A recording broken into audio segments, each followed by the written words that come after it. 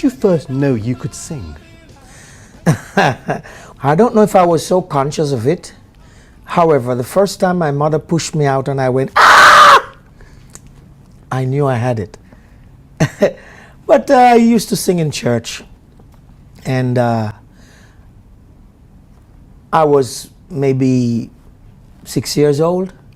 And I attracted people to the church to hear this little boy sing. They used to fill the church up. Then I knew. And was it the church, those sounds that you first heard when you were growing up? Well, there was the church. There was always music for everything in Jamaica, whether it be funeral, weddings, digging, working. There was a type of music for everything, you know. So all of those, there was music everywhere. So all of those forms of music had an impact on me. Where did the ideas come from? Who were you kind of looking to or listening to that kind of helped inform you as a songwriter?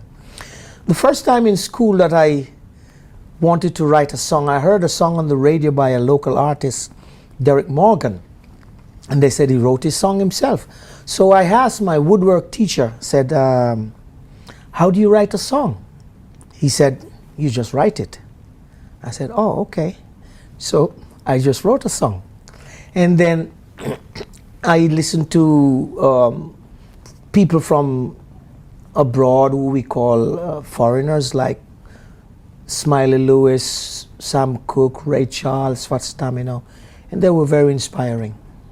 I mean, I was just thinking about Many Rivers to Cross, obviously one of your great songs, and I can't quite believe that you wrote it when you were 21.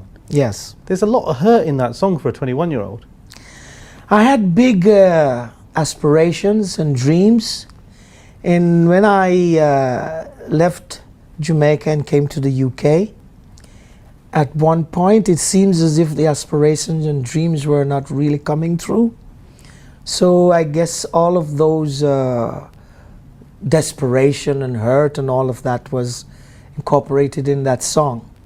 And when I write a song, normally I write about my own experiences, but I always see other people, the life and the world in it. So I incorporate some of those in it too. You can get it if you really want. You can get it if you really want, but you must try. Going to your new album, Rebirth, what's interesting is it actually sounds like a classic Jimmy Cliff album. It doesn't sound like it's a rebirth. It sounds like you're back to doing what you always did. When I finished the album, Wonderful World, Beautiful People, that had on Vietnam and all those songs, it had great critical acclaim. And I remember one of the print media here in the UK saying respectability to reggae and all of that. However, I didn't continue on that path. And so I really got some flack for that, some critics and all of that, and fans from everyone. Why didn't you continue? Why don't you continue on the same reggae path? I went to most shows in the United States, in the South, and I made a different album called Another Cycle. So in the back of my mind, I always knew I had to complete that chapter. So when I went into the studio with Tim Armstrong, he played me a track without any voice, and the sound took me right back to the beginning of the music. And I said, this is where I want to go. This is where I should go. And am I right in saying that you used vintage music equipment to try and to make the album? Absolutely right. And again, that is all kind of attributed to Tim Armstrong, who, you know, is a reggae connoisseur. So he had all the instruments that we used to use then. We also recorded the songs in the same way we used to do it at the time, as everyone in the studio at the same time, recording it live, and that's why it turned out that way. And in terms of your lyrics, I mean, you're somebody who, there's a positive strain to your lyrics, but it's not it's not bland. I mean, you're talking about real things on this album. You're talking about people, about homelessness, you're talking about poverty, etc. So this is an album that's looking out to the world as well, isn't it? I grew up in a condition where I could have chosen to go either way, negatively or positively. So I kind of chose to go positive, and that stayed with me through my life. I always have to have a positive outlook on whatever situation there is, and so it comes out in my music. You performed with Paul Simon recently. You performed with Bruce Springsteen, I think, in South by Southwest. Yes.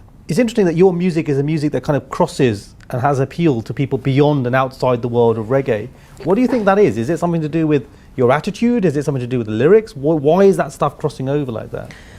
When I started out in Jamaica, I was inspired by music from Latino, mainly from Cuba, or then R&B, mainly from New Orleans, then jazz, especially New Orleans jazz. And very devastating news, man. The legend that is Jimmy Cliff, according to the reports that are coming out, he has passed away.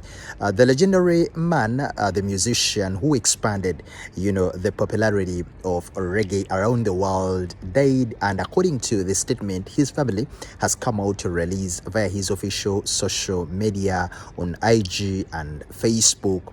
They came out and they released a statement saying that Jimmy passed away at the age of 81.